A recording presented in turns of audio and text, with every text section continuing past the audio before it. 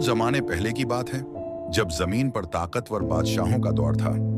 उन्हीं बादशाहों में एक था नमरूद बिन कनान। नमरूद का नाम उन हुक्मरानों में लिया जाता है जिन्होंने पूरी जमीन पर हुकूमत का दावा किया। उसकी सल्तनत बहुत बड़ी थी। महल सोने चांदी से सजे हुए, ऊंची दीवारें, मजबूत किले और उसके हुक्म से कांपते हुए लोग उससे डरते थे, क्योंकि नमरूद सिर्फ बादशाह नहीं बल्कि खुद को खुदा समझ बैठा था। नमरूद का घमंड हद से बढ़ चुका था। वह अपने दरबार में बैठकर कहता, मैं ही रिस्क देता हूं, मैं ही जिंदगी और मौत देता हूं। लोग डर के मारे सर झुका देते। जो विरोध करता उसे सख्त सजा दी जाती। नमरूद चाहता था कि सारी दुनिया उसके आगे झुके, लेकिन अल्लाह ताला ने अपने बंदों को कभी जालिमों के रहम पर नहीं छोड़ा। उसी जमीन में नमरूद के वक़्त में हजरत इब्राहिम अलैहिस्सलाम पैदा हुए। एक ऐसा नबी जिसे अल्लाह ने हक़ का इल्म दिया, जिसका दिल ईमान से रोशन था और जिसकी जबान सच्चाई से भरी हुई थी। हजरत इब्राहिम ऐन ने बचपन से देखा कि उनके आसपास के लोग बुतों की पूजा करते हैं। उनके वालिद आजर भी बुत तराश थे। एक दिन इब्राहिम ने अपने पिता से पूछा, अब्बा जान, आप इन पत्थरों की इबादत क्यों करते हैं जो न सुन सकते हैं, न देख सकते हैं और न कोई नफा या नुकसान पहुंचा सकते हैं? आजर ने गुस्से से कहा, इब्राहिम, मेरे दीन से दूर हो जा, कहीं तुझ पर आफत ना आ जाए।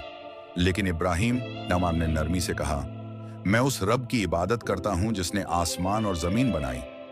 वक़्त गुजरा। इब्राहिम अपनी कौम को बार बार समझाते रहे कि सिर्फ अल्लाह एक है, बाकी सब झूठे हैं। मगर उनकी कौम ने उनकी बातों का मजाक उड़ाया। एक दिन इब्राहिम ने तय किया कि वे अपनी कौम को अमली तौर पर सच्चाई दिखाएंगे। जब सब लोग मेले में गए तो इब्राहिम बुतखाने में गए और सारे बुत तोड़ डाले, सिवाय सबसे बड़े बुत के। जब लोग लौटे तो हैरान रह गए। उन्होंने कहा, हमारे खुदाओं को किसने तोड़ा? किसी ने कहा, यह काम इब्राहिम ने किया होगा।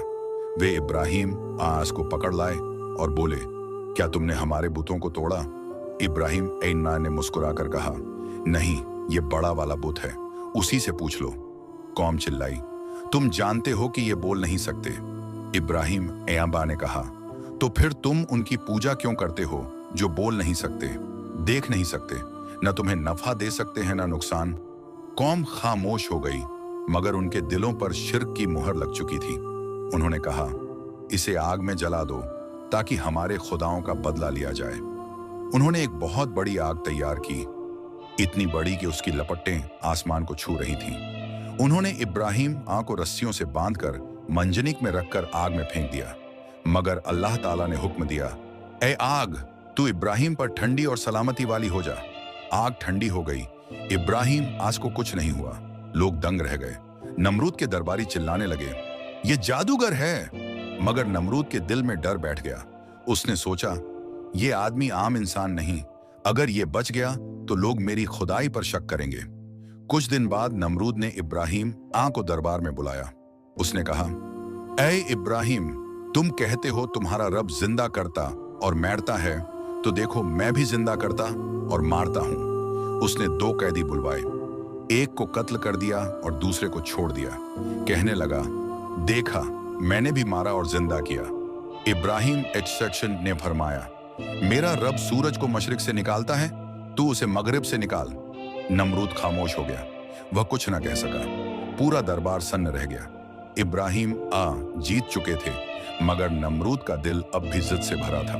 फिर अल्लाह ताला ने एक मामूली मच्छर के जरिए उसे हलाक कर दिया।